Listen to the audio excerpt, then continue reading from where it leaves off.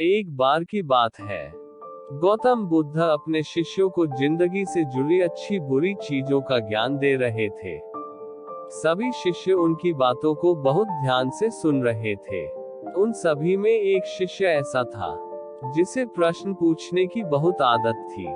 वो उठकर गौतम बुद्ध के पास गया और उनसे बोला, आप हमें जिंदगी के बारे में जो कुछ सिखा रहे हैं उस सब का क्या फायदा, क्योंकि हम में से बहुत से बच्चों को ये भी नहीं पता कि हमारे जीवन का मूल्य क्या है और ये जीवन हमारे लिए कितना कीमती है। पहले आप हमें ये बताइए कि इस जीवन का मूल्य क्या है। अपने शिष्य की बात सुनकर गौतम बुद्ध अपने कक्ष में गए और एक चमकता हुआ पत्थर का टुकड़ा लेकर आए।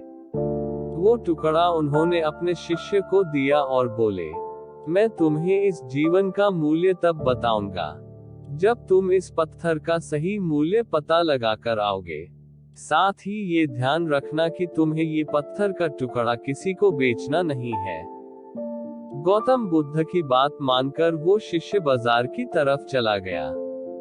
बाजार में सबसे पहले उसकी नजर एक फल बेचने वाले पर पड़ी और उसने वो पत्थर उस फल वाले को दिखाया और बोला, इस पत्थर के बदले आप मुझे कितने फल दे सकते हो? फल वाला बोला, ये पत्थर कुछ खास तो नहीं है, लेकिन फिर भी इसके बदले में तुम्हें 10 केले दे सकता हूँ। वो शिष्य उस पत्थर को लेकर आगे चला गया। फिर उसे एक सब्जी वाला मिला। शिष्य ने उस सब्जी वाले से उस पत्थर की कीमत पूछी।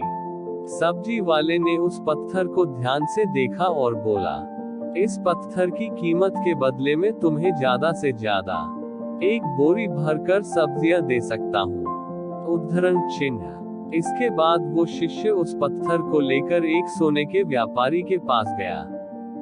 उस पत्थर की टुकड़े की चमक देखते ही उस सुनार ने उसकी कीमत 100 सोने के सिक्के लगाए। शिष्य ने वो टुकड़ा बेचने से मना किया तो वो सुनार उसके बदले 200 सोने के सिक्के देने को भी राजी हो गया।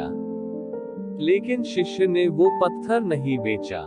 इसके बाद वो शिष्य एक हीरो के व्यापारी के पास गया और उनके सामने उसने वो पत्थर के टुकड़े को रख दिया। उस पत्थर को देखते ही हीरो के व्यापारी ने एक साफ कपड़ा बिछाया, उस पत्थर को उसके ऊपर रखा, फिर उसकी परिक्रमा की और हाथ जोड़कर उस पत्थर को कपड़े में लपेटते हुए वो बोला, तुम जिसे मामूली पत्थर समझकर उसकी कीमत पूछ रहे हो, असल में ये एक बेशकीमती रूबी है। ऐसा रूबी हर किसी को नहीं मिलता। मैं अगर अपना सब कुछ बेच भी दूं, तो भी इसकी कीमत नहीं चुका सकता। उस व्यापारी की बातें सुनकर वो शिष्य हैरान हो गया। वो दौड़ा दौड़ा सीधा बुद्ध के पास आया और उन्हें उसने जो कुछ भी बाजार में हुआ वो सब बताया। उसकी अचरज भरी बातें सुनकर गौतम बुद्ध बोले, तुम्हारे सवाल का जवाब इस रूबी की कीमत में ही छिपा है। हमारा जीवन भी एक रूबी है। रूबी की तरह ये भी बेशकीमती है, लेकिन हम इस बात को हमेशा नजरअंदाज करते हैं और अपने जीवन का मूल्य नहीं समझते। हम दूसरों को देखकर और उनके जैसा जीवन जीने की कोशिश में अपने जीवन की कीमत को कम कर देते हैं। हम ये सोचते हैं कि हमारी जिंदगी की कीमत वही है जो दूसरे हमें बताते हैं, लेकिन ये बात हमेशा ध्यान रखना कि सामने वाला अपनी हैसियत, बुद्धि और अपनी समझ के हिसाब से तुम्हारी कीमत लगाता है।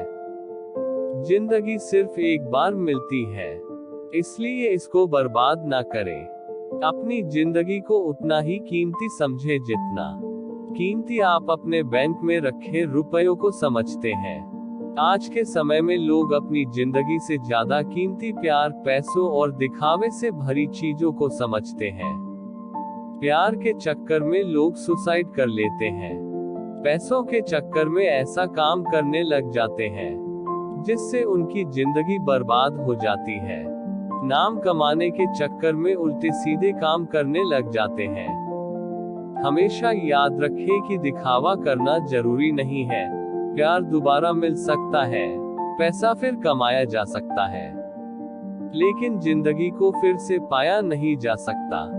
इसलिए अपनी इस बेशकीमती जिंदगी को अच्छे से जिए, हर पल का आनंद ले। कभी ये ना सोचे कि आप इस दुनिया में किसी काम के नहीं हैं। ना कभी ये सोचे कि आपकी जिंदगी व्यर्थ है। आपके होने या ना होने से कुछ फर्क नहीं पड़ता। जब भी ऐसे नेगेटिव विचार आपके मन में आए, तो खुद को बस ये याद दिलाएं कि जीवन एक रूबी है और ये बेशकीमती है।